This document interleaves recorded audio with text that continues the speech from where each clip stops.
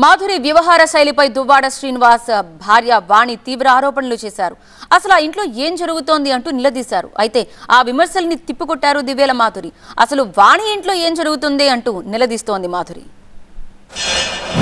Adultery legal అని ఒక word use చేశారు కదా వాళ్ళిద్దరూ. అడల్టరీ లీగల్ అంటే ఇదేంటి అనేది ఒక పదం అనేది క్లియర్గా పెద్దలందరూ చెప్తున్నారు కదా. ఒక వ్యభిచార గృహం, ఫ్రెండ్షిప్ హౌస్ అంటున్నారు కదా. ఫ్రెండ్షిప్ హౌస్ ఏంటండి? అర్థం ఏంటండి? ఇంటి తాలూకు అర్థం ఇతడు పోతే ఇంకొకడు, ఇంకొకటి పోతే ఇంకొకడు, ఇంకొకటి పోతే ఇంకొకడు. ఎంతమంది ఫ్రెండ్స్ అని ఇంట్లో నా డబ్బులు తీసుకొని ఈ ఇంట్లో ఎంటర్ అయ్యి వ్యభిచార గృహం కింద చేసి మా జీవితాలతో ఆడుకుంటారా? క్లియర్గా అతడే ఒప్పుకుంటున్నాడు కదా అడల్టరీ లీగల్ అని.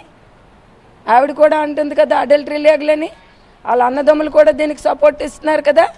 వాళ్ళ అన్నదమ్ముడి నేను భార్యగా వచ్చి ఫైట్ చేశాను కాబట్టి నేను ఉంటున్నానని ఇతడు ఒప్పుకున్నాడు. వాళ్ళ అన్నదమ్ముడు దువ్వాడ శ్రీధర్ ఉంటున్నాడు. ఇంకో కొంతమంది కోటరీ ఉన్నారు. వీళ్ళందరూ ఫ్రెండ్షిప్ హౌస్ ఇది, వ్యభిచార గృహం ఇది. నా డబ్బులతో కర్మ.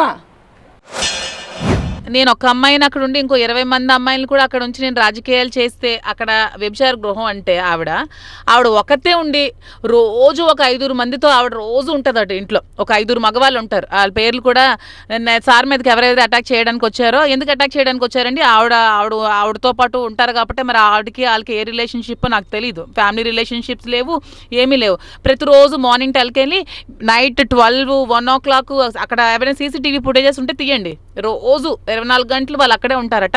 మరి ఆవిడ గృహం వ్యభిచార గృహమా? ఆవిడ 5తో ఇంట్లో వ్యభిచారం చేస్తుందా? ఎప్పుడు ఇంకొకటి అంటుంది కదా, నేను సంపాదించి అంటే ఆవిడ ఏంటి అంటే వ్యభిచారం చేసి సంపాదించిందా? డబ్బులు సంపాదించి శ్రీని గారికి ఇచ్చిందా? వ్యాపారాలు శ్రీని గారు కదా చేశారు.